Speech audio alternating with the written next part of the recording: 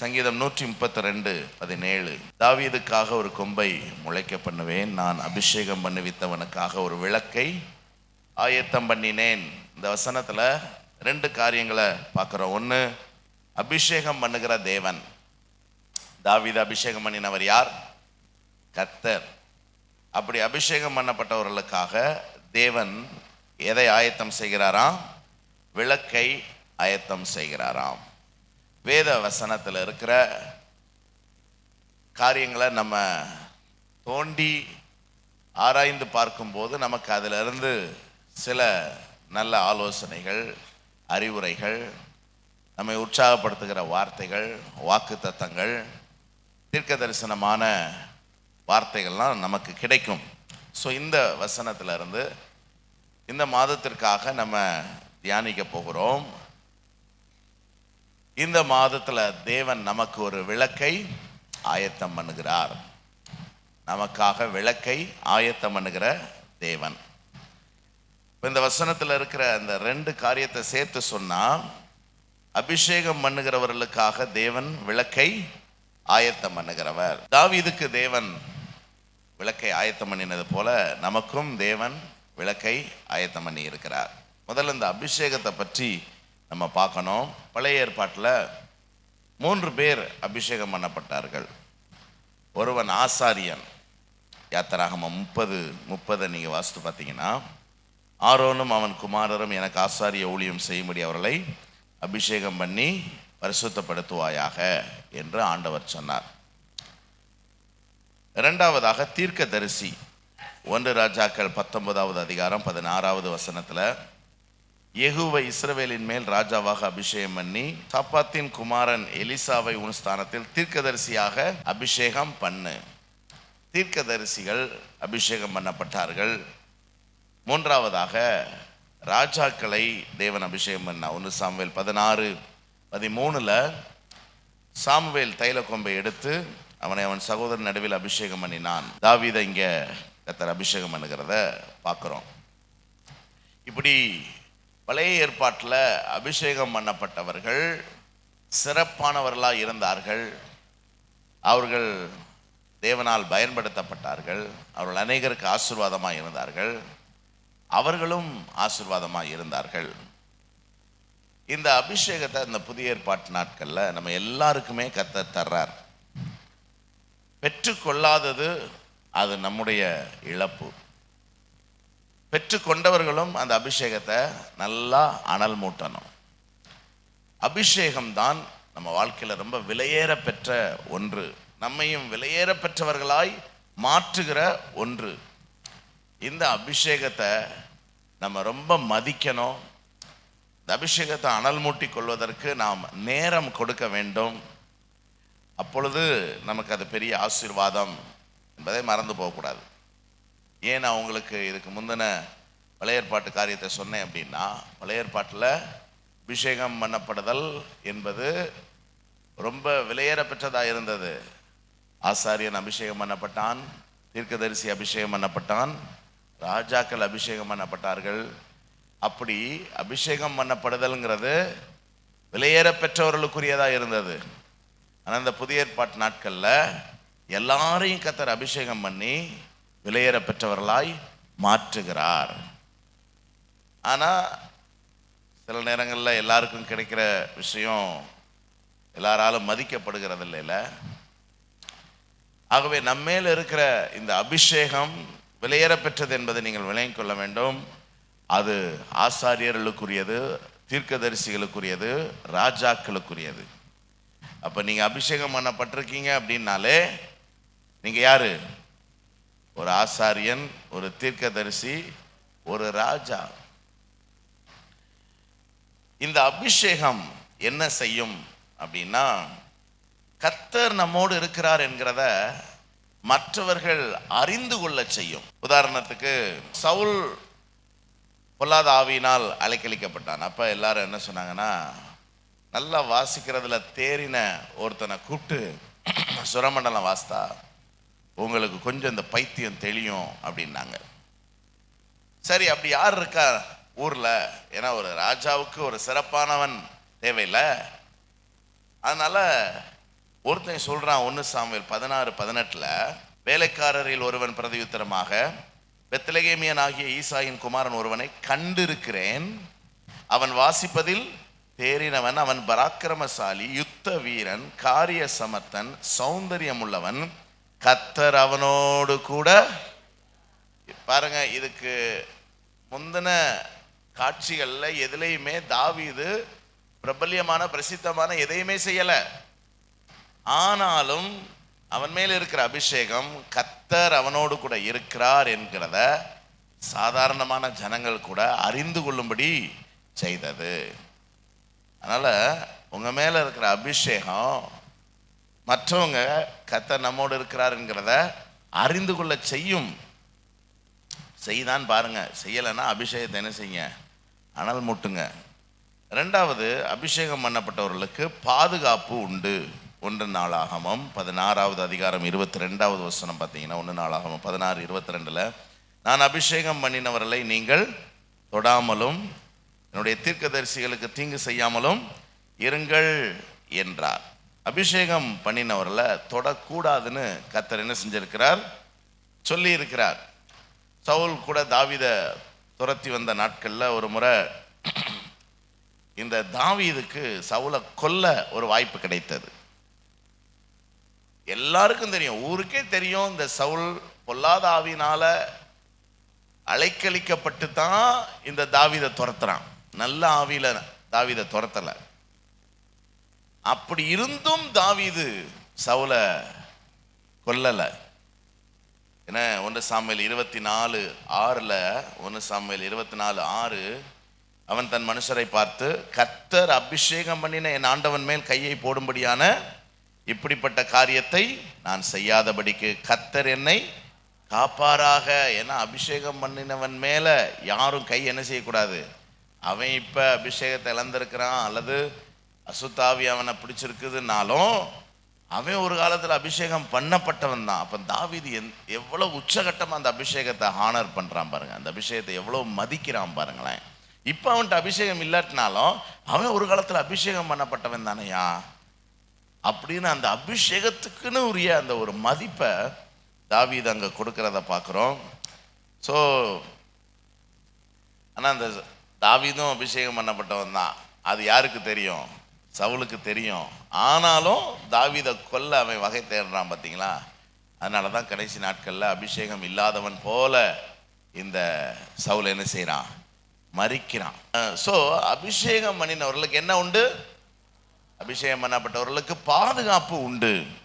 அப்புறம் அபிஷேகம்ங்கிறது லேவியராகமம் 21:12 படி அது ஒரு கிரீடம்.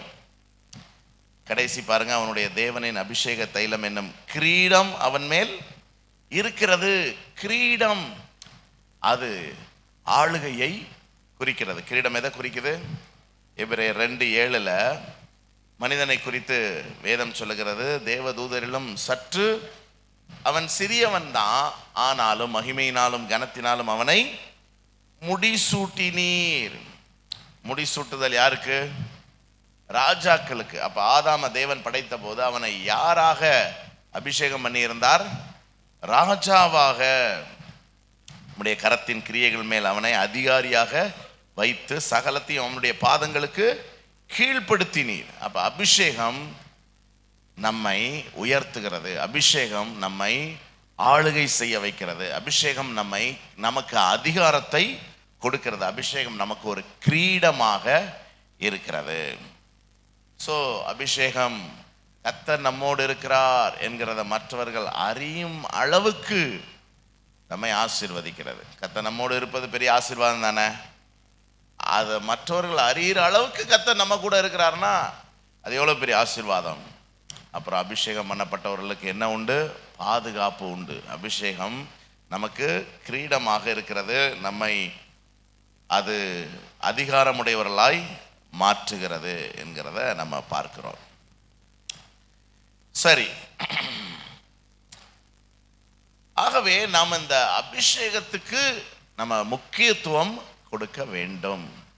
அபிஷேகத்தை அனல் மூட்ட வேண்டும். அபிஷேகத்தை மதிக்க வேண்டும். நம்ம அபிஷேகத்தை மதிக்கிறோம்னா அபிஷேகம் பண்ணப்பட்டவர்களை என்ன செய்யணும்? மதிக்கணும். அதுதான் இடையில நம்ம பார்த்தோம். தாவீது சவுலை மதிச்சதுக்கு ஒரே காரணம் என்னன்னா, அவன் அபிஷேகம் பண்ணப்பட்டவன். அபிஷேகம் பண்ணப்பட்டவன்கிறதுக்கான மதிப்பு அல்ல. அதாவது அபிஷேகம் பண்ணப்பட்டதுக்காக சவுலை இவன் மதிக்கல. சவுல் மேல இருந்த அபிஷேகத்தை தான் இவன் என்ன செஞ்சான், மதிச்சான். அதனால நாம அபிஷேகத்தை ரொம்ப வேல்யூ பண்ணுவோம், அதுக்கு முக்கியத்துவம் கொடுப்போம், அதுக்கு இடம் கொடுப்போம், அதை அனல் மூட்டுவோம், அதுக்காக இன்னும் கத்தட்ட வாஞ்சிப்போம். இன்னும் என் பாத்திரம் என்ன செய்யணும் ஆண்டவரே, நிரம்பி வழியணும் ஆண்டவரே. அப்ப அபிஷேகம் பண்ணப்படுதல்ங்கிறது ஏதோ என்னைக்கோ ஒரு நாள் நடக்கிற அனுபவம் அல்ல. என சத்துருக்களுக்கு மத்தியில் எனக்கு ஒரு பந்தி ஆயத்தப்படுத்தி என் தலை எண்ணெயால் அபிஷேகம் பண்ணுகிறீர். பண்ணினீர்ல பண்ணுகிறீர் அப்படின்னா தினந்தோறும் கர்த்தர் நம்ம என்ன செய்ய விரும்புகிறார், நம் தலையின் மேல் புது எண்ணெயின் அபிஷேகத்தை ஊற்ற விரும்புகிறார். தினந்தோறும் நம்முடைய பாத்திரம் என்ன செய்யணும், நிரம்பி வழியணும். இப்படி நாம் அபிஷேகம் பண்ணப்பட்டவர்களானால் கர்த்தர் நமக்காக ஒரு விளக்கை என்ன செய்கிறாராம், ஆயத்தம் பண்ணுகிறாராம். இதை குறித்து ஒரு 3 காரியங்களை நம்ம தியானிக்க போகிறோம். முதல் காரியம் என்ன அப்படின்னா, சங்கீதம் 18:28 தேவரீர் என் விளக்கை ஏற்றுவீர், தேவனாகிய கர்த்தர் என் இருளை வெளிச்சமாக்குவீர். அப்ப கர்த்தர் நமக்காக ஒரு விளக்கை ஏற்றும் போது நம்முடைய வாழ்க்கையில் இருக்கிற இருள் என்னவா மாறும், வெளிச்சமாய் மாறும். அப்ப நம்ம அபிஷேகம் பண்ணப்பட்டவர்கள் தான், இருந்தாலும் சில நேரங்களில் காரிருள் நம்முடைய வாழ்க்கையை என்ன செய்ய முடியும், ஆட்கொள்ள முடியும், சூழ்ந்து கொள்ள முடியும். அது நமக்கு ஒரு கெட்ட நேரம்னு வச்சுக்கோங்களேன். ஆனா அந்த நேரத்தில் கர்த்தர் நமக்காக என்ன செய்கிறார், விளக்கை ஏற்றுகிறார். கெட்ட நேரம்ங்கிறதுக்காக நம்ம பரிகாரம் பார்க்க போக வேண்டியதில்லை, என்ன ஜோசியக்காரன்ட்ட போக வேண்டியதில்லை, 4 நட்சத்திரம் பார்க்க வேண்டிய அவசியம் இல்லை. நமக்காக கர்த்தரே என்ன செய்கிறார், விளக்கை ஏற்றுகிறார். என்ன ஸோ எப்போ இருள் நம்மை சூழ்ந்து கொள்ளுகிறது அப்படின்னா, மீகா 7வது அதிகாரம் 8வது வசனம் பாருங்க. என் சத்துருவே எனக்கு விரோதமாய் சந்தோஷப்படாதே, நான் விழுந்தாலும் எழுந்திருப்பேன், நான் இருளிலே உட்கார்ந்தால் கர்த்தர் எனக்கு. அப்ப காரிருள் மூடும் போது சத்துருக்கள் நம்ம என்ன செய்கிறாங்க, மகிழுகிறார்கள். நம்ம தோற்று போகணும், நம்ம விழுந்து போகணுங்கிறது தானே சத்துருவினுடைய விருப்பம். யார் உங்க சத்துரு? நமக்கு ஒரே ஒரு எதிரி தான் உண்டு, நம்முடைய எதிராளி ஆகிய பிசாசு. அவன் நம்மை உட்கார வைக்கிறான். எங்க உட்கார வைக்கிறான்? இருளிலே உட்கார வைக்கிறான். அப்ப கர்த்தர் நமக்காக ஒரு விளக்கை என்ன செய்கிறார், ஏற்றி நம்முடைய இருளை என்ன செய்கிறார், வெளிச்சமாய் மாற்றுகிறார். இந்த உட்காருகிற நிகழ்வு எதை குறிக்கிறது அப்படின்னா, சோர்வை குறிக்கிறது. எதை குறிக்கிறது பாருங்க. எலியா கர்த்தருக்கு முன்பாக நிற்கிறவன். ஆனா 1 ராஜாக்கள் 19:4 அவன் வனாந்தரத்தில் ஒரு நாள் பிரயாணம் பண்ணி ஒரு சூடை செடியின் கீழ் உட்கார்ந்து. ஏன் உட்கார்ந்தான்? அவனுக்கு என்னது, சோர்வு. வல்லமையான தேவ மனிதன் தான், வானத்திலிருந்து அக்கினி இறக்கினவன், 450 பாகாலின் தீர்க்கதரிசிகளை கொன்றவன், சகல ஜனங்களும் கர்த்தரே தேவன் என்று ஆராதிக்க வைத்தவன், ராஜாக்களை நடுங்க வைத்தவன். ஆனா அவனுடைய வாழ்க்கையிலும் ஒரு இருள் சூழ்ந்தது. ஆகவே அவன் சூறை செடியின் கீழே போய் உட்கார்ந்து என்ன சொல்றான், சொல்லுங்க சத்தமா, நான் சாக வேண்டும் என்று கோரின என்னது, ஜெபம் பண்றான். நல்ல ஜெபம்ல. ஸோ கர்த்தர் நம்முடைய எல்லா ஜெபத்துக்கும் பதில் கொடுக்காததுக்காக எத்தனை பேர் சந்தோஷப்படுறீங்க? அவர் எல்லா ஜெபத்துக்கும் பதில் கொடுத்திருந்தாருன்னா அந்த தொட்டதெல்லாம் தங்கமாகணும்னு ஒருத்தன் கேட்டிருந்தான் பார்த்தீங்களா?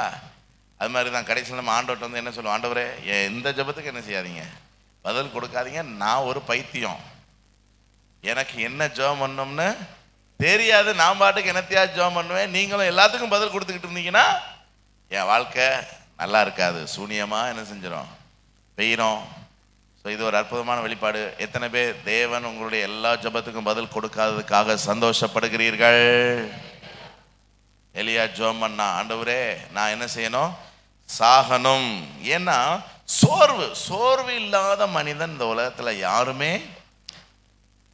நான் வாழ்க்கையில சோர்ந்தே போனதில்லை அப்படின்னு சொல்லவே முடியாது. நான் சில நல்ல மகிழ்ச்சியான மனிதர்களை பார்த்துருக்கிறேன். அவங்களுக்கு நல்ல மனநிலை இருக்கும், எப்போதும் உற்சாகமா இருப்பாங்க. ஆனா அவர்களும் சோர்ந்து போனதை நான் பார்த்துருக்கிறேன். ஏன்னா ஒரு நாள் கர்த்தர் ஒரு ஊழியக்காரனை சத்துருவினுடைய ஆயுத சாலைக்குள்ள கூட்டு போனாராம். தரிசனத்துல எல்லா ஆயுதங்களும் ரொம்ப கூர்மையா இருந்துச்சான். ஒரு ஆயுதம் மட்டும் ரொம்ப பயன்படுத்தப்பட்டு மழுங்கி கிடந்துச்சான். அப்ப அது என்ன ஆயுதம் அப்படின்னு போய் பார்க்கும்போது அதுல என்ன போட்டிருந்துச்சான்? சோர்வு. என்ன பிசாசு எல்லார் வாழ்க்கையிலும் எதை பயன்படுத்திடுறான்? ஆமா, ஏன்னா பல பாவங்கள் இருக்குதுல. பொருளாசை இருக்குது, ஏன்னா கண்களின் இச்சை இருக்கிறது, பகை விரோதங்கள், என கோபம், எரிச்சல், என அசுத்தம், அப்படிலாம் பல காரியங்கள் இருக்குது. ஆனா எல்லா ஆயுதங்களையும் எல்லாருடைய வாழ்க்கையிலும் அவன் என்ன செய்யறதில்ல, பயன்படுத்துகிறது இல்லை. ஆனா எல்லார் வாழ்க்கையிலும் பயன்படுத்தப்படுகிற ஒரு ஆயுதம் இது சோர்வு. அந்த சோர்வு ரொம்ப ஆபத்தானதுங்க. கொரோனாவை விட ஆபத்தானது எது? சோர்வு. எய்ட்ஸ் வியாதியை விட ஆபத்தானது எது? சோர்வு. கேன்சர் வியாதியை விட ஆபத்தானது எது? சோர்வு. ஹார்ட் அட்டாக்கை விட ஆபத்தானது எது? இன்னும் சொல்ல போனா சோர்வுல தான் என்னவே வருது, ஹார்ட் அட்டாக்கே வருது, சோர்வு. ஆனா அபிஷேகம் பண்ணப்பட்டவர்களுக்காக கர்த்தர் என்ன செய்கிறார்? சொல்லுங்க சத்தமா. ஒரு விளக்கை ஏற்றுகிறார் என்றால் என்ன அர்த்தம்? அவர்களை கர்த்தர் அந்த சோர்விலேயே இருக்க விடுகிறதில்ல. அப்படி நம்ம அந்த சோர்வின் பள்ளத்தாக்கில் போகும்போது கர்த்தர் நமக்காக ஒரு விளக்கை ஏற்றி நம்முடைய இருளை வெளிச்சமாக்குவார். அப்ப நம்ம விழுந்துட்டோம், நம்ம இனி எழும்ப மாட்டோம்னு நினைச்ச சத்ருவுக்கு மத்தியில கர்த்தர் நம்மை திரும்ப என்ன செய்வார்? எழுப்புவார். ஆண்டவர் எலியாவை விட்டாரா? இல்ல. அதுக்கப்புறம் தான் அவன் ராஜாக்களை அபிஷேகம் பண்ணுகிறான், தீர்க்கதரிசியை அபிஷேகம் பண்ணுகிறான். கர்த்தர் அவனை சுழல் காற்றுல என்ன செஞ்சாரு? எடுத்துக்கொண்டு போனார். ஆகவே சோர்ந்து போகக்கூடாது. எஸ்தர் புத்தகத்துல 8வது அதிகாரம் 16வது வசனம், அங்கு இந்த யூதர்களுக்கு ஒரு காரிருள் சூழ்ந்தது. ஒரே நாள் அந்த முழு இனத்தையும் அழிக்கும்படி ராஜா சட்டம் போட்டான், ஆமான் திட்டம் போட்டான், காரிருள் சூழ்ந்தது. ஆனால் கர்த்தர் இருளை என்ன செய்தார்? வெளிச்சமாக்கினார். அவங்க கொண்டாடின பண்டிகைக்கு பேர் தான் என்னது? பூரீம். பூரீம்னா என்னது? வெளிச்சம். இல்லையா? சொல்லுங்க பார்க்கலாம்.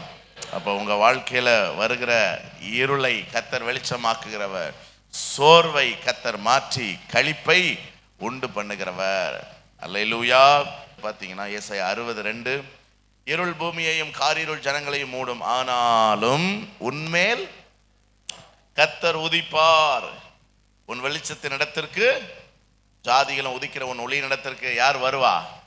ராஜாக்கள் நடந்து வருவாங்க. பக்கத்தில் இருக்கிறவங்க பார்த்து சொல்லுங்க, உங்க வாழ்க்கையில கர்த்தர் வெளிச்சமாய் வருவார். உங்களை சோர்வை நீக்கி கர்த்தர் உற்சாகப்படுத்துவார். நீங்க உட்கார்ந்தே இருக்க போறதில்ல, கர்த்தர் உங்களை எழுப்புவார். அதனால ஓரளவு ஜனவரி மாதம் உட்கார்ந்துருந்தவங்கெல்லாம் பிப்ரவரியில் எழுப்பணும், பிப்ரவரியில் உட்கார்ந்துருந்தவங்கெல்லாம் மார்ச்சில் எழுப்பி விட்டோம், இந்த மார்ச்சில் உட்கார்ந்துருந்தவங்கெல்லாம் ஏப்ரலில் என்ன செய்ய போகிறோம்? எழுப்ப போகிறோம். கர்மேலில் ஒருத்தர் என்ன செய்ய முடியாது? உட்கார்ந்துருக்க முடியாது. என் கண்ணு சில பேர் மேலே இருக்குது. ஏன் தெரியுமா? அவங்கெல்லாம் எப்படி இருக்காங்க? உட்கார்ந்துக்கிட்டு இருக்காங்க. எப்படா இவங்களை எழுப்பலாம்? நல்ல சொகுசாக என்ன செஞ்சுக்கிட்டு இருக்காங்க கர்மேல் சர்ச்சில். நமக்கு கர்மேல் சர்ச்சில் சொகுசாக உட்கார்ந்துருந்தா பிடிக்காது. ஏன்னா நமக்கு ஒரு இலக்கு என்ன செய்யுது இருக்கு. நம்ம வெளிச்சமா எந்திரிச்சாதான் நம்முடைய ஒளியின் இடத்துக்கு யார் வருவா? ராஜாக்கள் வருவாங்க. இல்லாட்டினா அம்மா தாயே பிச்சைக்காரன் தான் வருவான், இருக்கிறதையும் பிடிங்கிட்டு போயிடுவான். அதனால நாம் கர்த்தருக்காக எழும்ப வேண்டும். இரண்டாவது காரியம் என்ன அப்படின்னா, யோவான் 5:35 யோவான் ஸ்நானகனை குறித்து இயேசு சொல்லுகிறார், அவன் எரிந்து பிரகாசிக்கிற விளக்காய் இருந்தான், நீங்களும் சில காலம் அவன் வெளிச்சத்திலே கலிகூற மனதாக இருந்தீர்கள். வெளிச்சம் சந்தோஷத்தை கொடுக்கிறத பார்க்கிறோம். யோவான் வாழ்ந்த காலம் ஒரு இருண்ட காலம். மல்கியால இருந்து மத்தேயு வரைக்கும் ஒரு 400 வருஷம் இருண்ட காலம் என்று வேத பண்டிதர்கள் சொல்றாங்க. ஏன்னா கர்த்தருடைய வார்த்தை இல்லை, ஏன்னா ஜனங்களுக்கு வழி நடத்துதல் இல்லை. அப்பதான் அந்த யோவான் வந்தார். அதனாலதான் யோவானுடைய ஊழியம் ரொம்ப வல்லமையா இருந்துச்சு. காரணம், அவன் எப்படி இருந்தான்? எரிந்து பிரகாசிக்கிற ஒரு ஒளியாய் இருந்தான். ஆமா, அதனால என்ன செஞ்சாங்க? அநேகர் அவனுடைய வெளிச்சத்தில் சந்தோஷப்பட்டாங்க, களி கூர்ந்தார்கள். இந்த யோவான் பிரகாசிப்பான் என்று ஏற்கனவே தீர்க்க தரிசனம் உரைக்கப்பட்டிருந்தது. லூக்கா 1:14 பாருங்க. லூக்கா 1:14, உனக்கு சந்தோஷமும் மகிழ்ச்சியும் உண்டாகும், அவன் பிறப்பு நிமித்தம் அநேகர் முன்கூட்டியே அவன் காரியங்கள் தீர்க்க தரிசனமாய் சொல்லப்பட்டிருந்தது. நீண்ட நாட்களாக பிள்ளை இல்லாமல் இருந்த சகரியா எலிசபெத்துக்கு என்ன வார்த்தை உண்டாகிறது?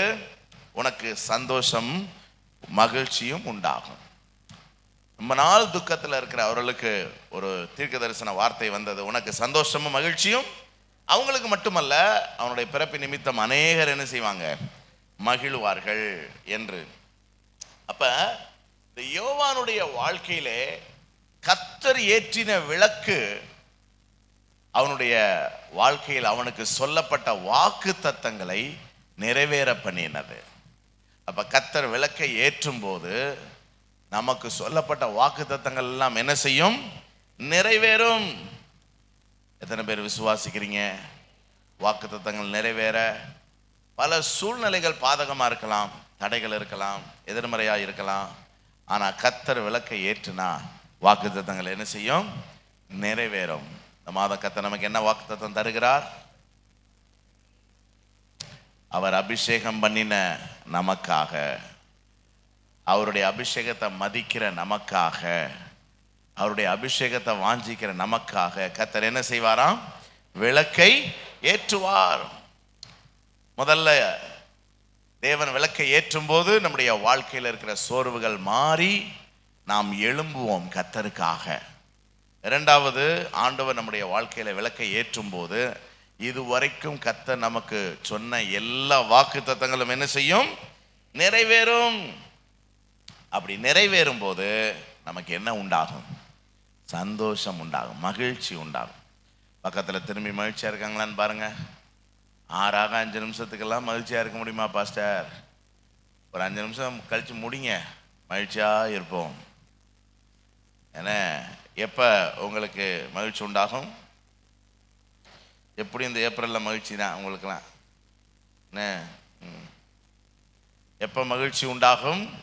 கர்த்தர் நமக்கு கொடுத்த வாக்கு தத்தங்கள் நிறைவேறும் போது நமக்கு. அப்ப இந்த மாசம் உங்களுக்கு என்ன உண்டாகும்? ஏன் நம்புறீங்களா? நம்புறீங்களா? ஆமா, என்னென்ன வாக்குத்தத்தம் கொடுத்தாருங்கிறது எல்லாத்தையும் தூசி தட்டி எடுங்க. ஆமா, ஒரே கையெழுத்துல ஆண்டவர் அவ்வளத்தையும் என்ன செய்யறாரு? இந்த மாசம் நிறைவேற்றுறாரு. இந்த மாசம் முடியும் போது எதெல்லாம் உங்க வாழ்க்கையில நிறைவேறுச்சுன்னு சொல்லி என்கிட்ட வந்து என்ன செய்யணும்? சொல்லணும். கர்த்தர் உங்க வாழ்க்கையில மகிழ்ச்சி என்ன செய்ய போகிறார்? கட்டளையிட போகிறார். என்ன? ஆதியாகமம் 21:6 வாசிங்க பார்க்கலாம். அப்பொழுது சாராள் நகைக்க பண்ணினார்.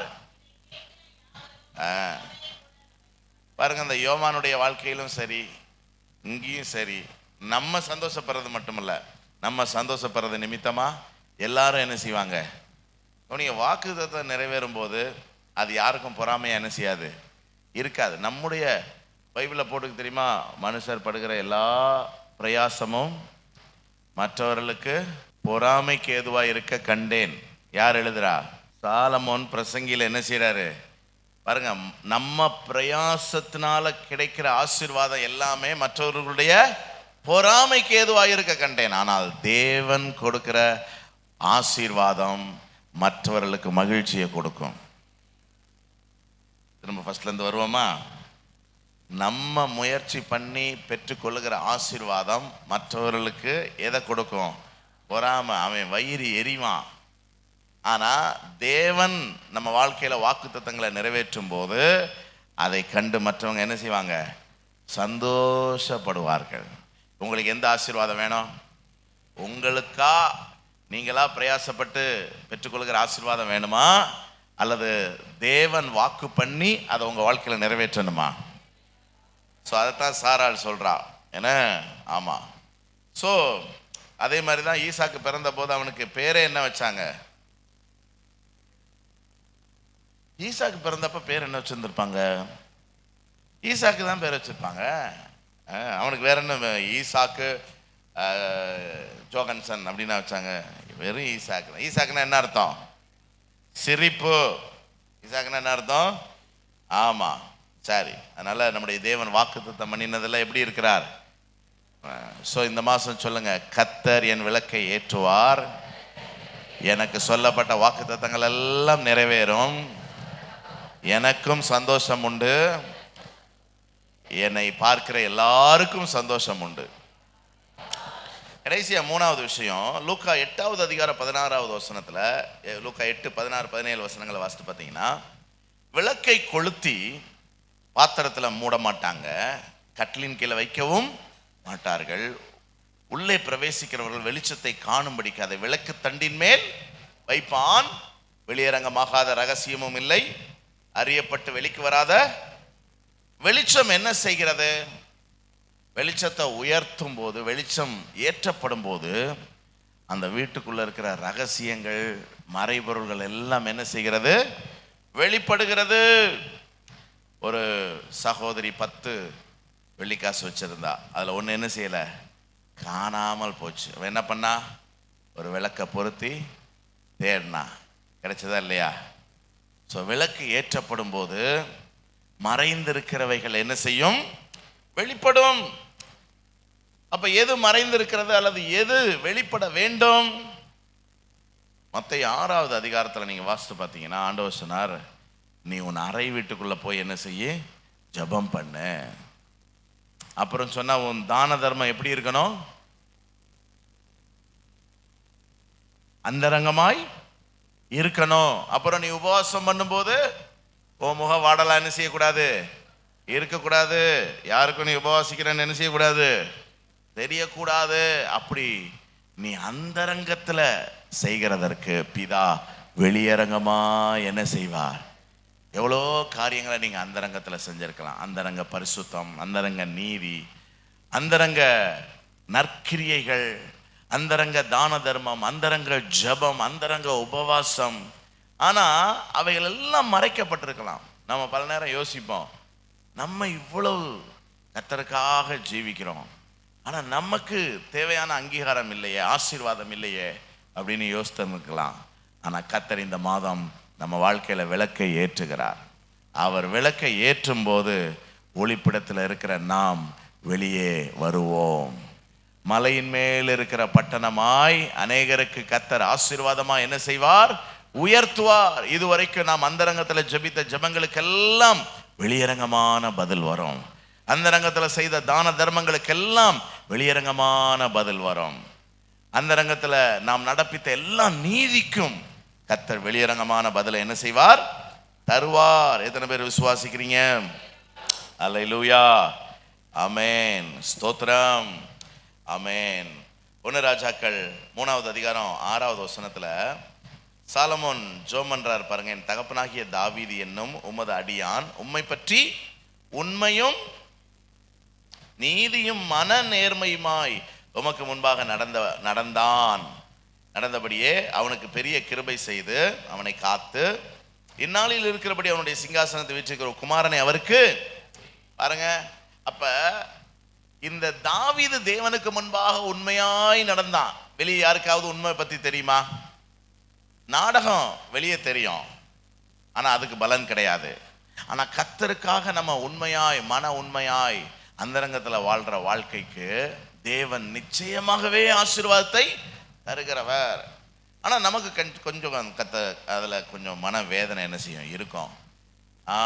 நல்லா தெரியும் சில பேர் இவங்கெல்லாம் பயங்கரமா நடிக்கிறாங்க வெளியே, ஆனா அதை உலகம் நம்பும், உலகம் அவங்கள உயர்த்தும், உலகம் அவங்கள பாராட்டும், உலகம் அவங்கள புகழும்.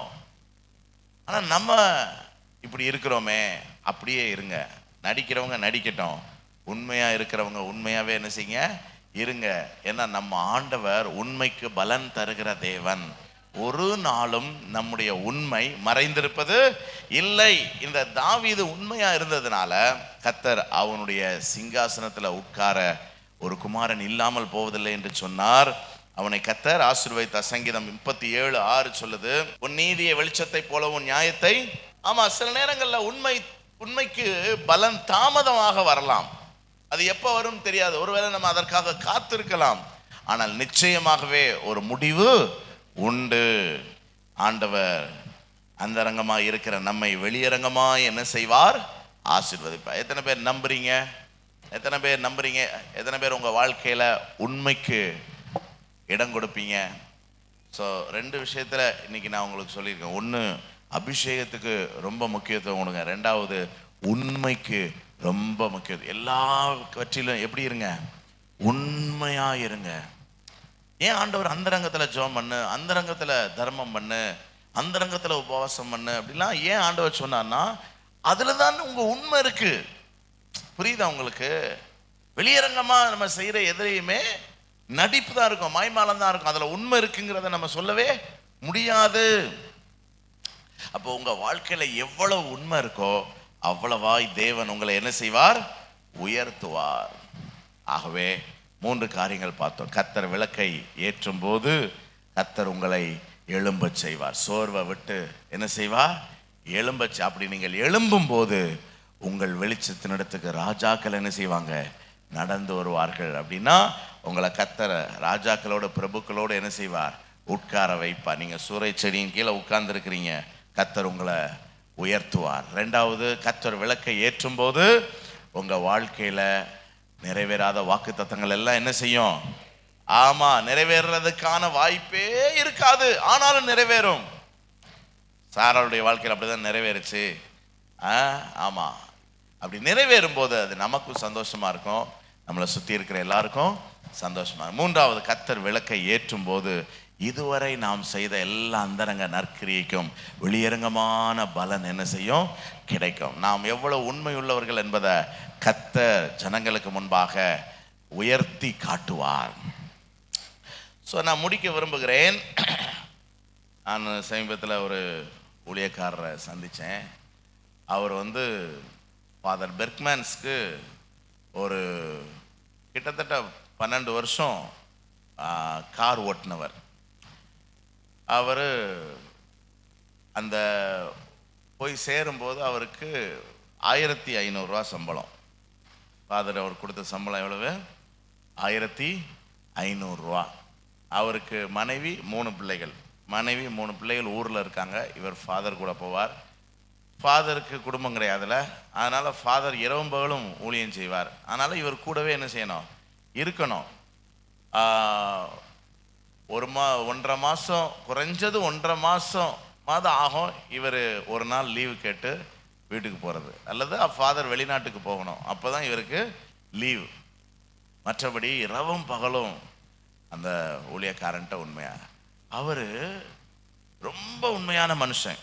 வெறும் 1500 தான் சம்பளம், 3 பிள்ளைகள் இருக்கிறாங்க. அதிகபட்சமாக 12 வருஷம் வேலை பார்த்த போதே ஃபாதர் அவருக்கு கொடுத்தது 4500. 1500 எவ்வளோ இன்க்ரிமெண்ட்டு, 3000. அதனால் இப்போ இவர் கார் எடுத்துகிட்டு போகிறாரு.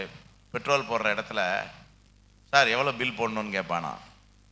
இவர் சொல்கிறது தான் பில்லு, புரியுதா? 2000 ரூபாய்க்கு டீசல் போட்டு 3000 ரூபாய்க்கு பில்லை வாங்கிட்டு வந்து கொடுத்துட்டு 3000 ரூபாய்க்கு நான் டீசல் போட்டேன்னு இங்கே கணக்கு கொடுத்துடலாம். அப்போ 2000 ரூபா தான் கடைக்காரனுக்கு கொடுக்கணும். அப்போ 1000 ரூபாய் யாருக்கு? ஸோ இதெல்லாம் உலகத்தில் நடக்கிற விஷயம். அவனே சொல்வானா, என்ன சார் பிழைக்க தெரியாமல் இருக்கிறீங்க அப்படின்னு, பல்க்கு காரனே. அது மாதிரி சர்வீஸ்க்கு போனால் அவன் கேட்பானா, சார் எவ்வளவுக்கு பில் போடணும். அவர் சொல்கிறார், அந்த நாட்கள்லையே, ஏன்னா இது அவங்க யூஸ் பண்ண வண்டி கொஞ்சம் லக்ஸரி வண்டி, அதனால் சர்வசாதாரணமாக ஒரு சர்வீஸில் 5000 ரூபா எடுக்கலாமா. அப்போ இவர் சொல்லாராம், இல்லைப்பா, என்ன அமௌண்ட்டோ அதை போடு, ரொம்ப உண்மையா. ஆனால் கஷ்டம்தான்.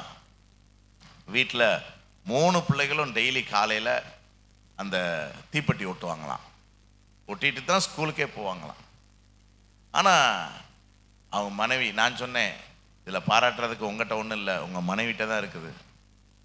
ஆமாம், எவ்வளோ தியாகம் கொஞ்சம் யோசித்து பாருங்கள். ஏன்னா சாதாரணமாக பெண்கள், உமக்கு பிழைக்க தரல, நீ என்ன இவ்வளோ தான் சம்பாதிக்கிற, வீட்டை நான் எப்படி நடத்த, வீட்டுக்கு வந்து போக மாட்டேங்கிற, நீ வாட்டுக்கு அங்கே போய் உட்காந்துட்டீங்கன்னா இங்கே நான் யார் பண்ணுறது, இப்படி ரொம்ப. அதனால தான் புத்தியுள்ள ஸ்திரீ வீட்டை கட்டுகிறா. வீட்டை கட்டணும்னு நினச்சா பெண்களால் தான் கட்ட முடியும். நான் தான் சொன்னேன், உங்கள் சகோதரியை தான் பாராட்டணும். ஆமாம், அவங்க பிள்ளைகளை வளர்த்து பெரிய ஆள் ஆக்குற வரைக்கும் இவர் இங்கே தான் இருக்கிறார். பாருங்க, இந்த மாதிரி உண்மை, தியாகம், பொறுமை, என்ன சகிப்புத்தன்மை, இதெல்லாமே அந்தரங்கமானது. இது எல்லாத்தையும் ஒரு நாள் கர்த்தர் வெளிச்சத்துக்கு என்ன செய்வார். அப்போ ஒரு நாள் இவர் நான் கர்த்தர் என்ன ஊழியத்துக்கு அழைக்கிறாரு அப்படின்னு சொன்னோடனே அவர், எப்போ உன்னைய விட்டுட்டு நான் என்னப்பா செய்ய, எனக்கு உன்னையமா டிரைவர் எப்படிப்பா கிடைப்பாங்க. இல்லை ஃபாதர், நான் கர்த்தர் ஊழியத்தை அழைக்கிறானோடனே அவருக்கு ஒரு சபையை கொடுத்துட்டார். இன்றைக்கி ஒரு சபையின் போதகராக என்ன செய்கிறார், அவர் சொல்கிறார், நான் ஒரு லாரி டிரைவர். ஆமாம், அப்போ அந்த லாரி டிரைவராக இருந்த என்னைய கர்த்தர் இன்னைக்கு ஒரு நல்ல ஊழியக்காரனாக வச்சு சபை கொடுத்து 100 விசுவாசிகளையும் கர்த்தர் என்ன செஞ்சுருக்கிறார், கொடுத்துருக்கிறார். ஸோ அதை அவர் ரொம்ப மேன்மையாக நினைக்கிறார். அடுத்து என்னென்னா, கொஞ்ச நாள் கழித்து அவர் மூத்த மகன், அவன் ஃபாதருக்கு டிரைவராக போனான். ஸ்கூல் முடித்த உடனே ஃபாதருக்கு டிரைவராக போனான். அந்த ஊழியக்காரர் எனக்கு நல்லா தெரியும், என்னுடைய வயசு தான். அவர் ஒரு 5-6 வருஷம் ஃபாதருக்கு ஓட்டிட்டு அதுக்கப்புறம் அவர் பைபிள் காலேஜ் போய் படித்து, ஃபாதர்கிட்ட டிரைவராக இருக்கும்போதே அவருக்கு கல்யாணம். இந்த பையன் +2 தான் படிச்சிருக்கான். +2 படிச்சுட்டு ஃபாதருக்கு டிரைவராக வந்துட்டான். கல்யாணம் பண்ண பொண்ணு அது நல்லா படிச்சிருந்துச்சு, பிபிஏவோ நம்ம படிச்சிருந்துச்சு. கல்யாணம் பண்ண கொஞ்ச நாளில் அழகப்பா யூனிவர்சிட்டியில் ப்ரொஃபஸர் வேலை. இன்றைக்கி அதுக்கு 1 லட்ச ரூபா சம்பளம். இவன் கொஞ்ச நாள் கழித்து நான் பைபிள் காலேஜ் போகிறேன் அப்படின்னு சொல்லி போய் படிச்சுட்டு வந்து இன்றைக்கி அவர் ஊழியம் செய்கிறாரு. அவர் சர்ச்சில் 400 பேர் இருக்கிறாங்க இன்றைக்கி. ஏசி சர்ச்சு, ஏஜி சர்ச் இல்லை, ஏசி சர்ச்சு. ஆமாம், பாருங்களேன். அப்படி கோடிக்கணக்கில் இடம் வாங்கி சர்ச்சு கட்டி, அப்படி முதல் பிள்ளை. நம்ம 2வது பிள்ளை ஒருத்தனுக்கு கல்யாணம் பண்ணிச்சு. கல்யாணம் பண்ணி கொஞ்ச நாளில் அவருக்கு மிலிட்ரியில் வேலை கிடச்சிருக்குது. இன்றைக்கி அவர் மிலிட்ரியில் பெரிய ஆஃபீஸர். அந்த அம்மா டீச்சர் வேலை பார்க்குது. ஆக அதுகளுக்கும் பயங்கர காசு. 3வது பையன், அவன் தான் இப்போ ஃபாதருக்கு டிரைவராக இருக்கிறாரு. அவர் இப்போ கல்யாணம் பண்ணி அந்த பிள்ளை நல்ல ஆசிரியர் உத்தியோகத்தில் இருந்தது, வேண்டான்னு சொல்லி எழுதி கொடுத்துட்டு இப்போ முழு நேர ஊழியத்துக்கு வந்து அவங்க ஜெபத்தோட்டத்திலேயே கணவனும் மனைவியுமே ஊழியம் செய்கிறாங்க. எல்லாருக்கும் கர்த்தர் ஆசீர்வாதமான பிள்ளைகளை கொடுத்துருக்கிறாரு. எல்லாத்துக்கும் மேலே இவருக்கு எப்படியும் ஒரு 70 வயசு இருக்குங்க. 70 வயசு இருக்கும். ஆள் கட்டையாக இருக்கிறாரு. சுகர் கிடையாது, ப்ரெஷர் கிடையாது, கொலஸ்ட்ரால் கிடையாது, ஒபிசிட்டி கிடையாது, ப்ரெஷர் கிடையாது, தலைவலி கிடையாது, ஒரு பிரச்சனை கிடையாது. அப்போ எது ஆசீர்வாதம் என்கிறத நம்ம புரிந்து கொள்ள வேண்டும். நம்ம உண்மையாக இருந்தோம்னா, உண்மையுள்ள மனுஷன் பரிபூர்ண ஆசீர்வாதத்தை என்ன செய்வான். ஆமாம், உண்மைன்னொடனே நம்ம எதை நினைக்கிறோம், காசு விஷயத்தில் உண்மையாக இருக்கணும், அப்படி இல்லை. இந்த ஆவியின் கனிகள் இருக்குல்ல, ஆமாம், அன்பு, சந்தோஷம், சமாதானம், நீடிய பொறுமை, சாந்தம், இச்சையடக்கம், இந்த மாதிரி நற்குணங்கள் இருக்குல்ல, அதுதான் உண்மை. ஏன்னா குணம் வந்து வெளியே தெரியாது. ஆனால் என்ன, ரூத்தினுடைய நற்குணம் அதுதான் என்ன செய்யுது, கர்த்தர் அவனுடைய நற்குணத்துக்கு பலன் கொடுத்தாரா இல்லையா, வெளியரங்கமாக பலன் கொடுத்தார். ஆகவே இந்த மாதத்தில் ரொம்ப நற்குணசாலிகளாக நம்ம மாறுவோம், உண்மைக்கு இடம் கொடுப்போம். கர்த்தர் நம்மை ஆசீர்வதிப்பார். அல்லேலூயா.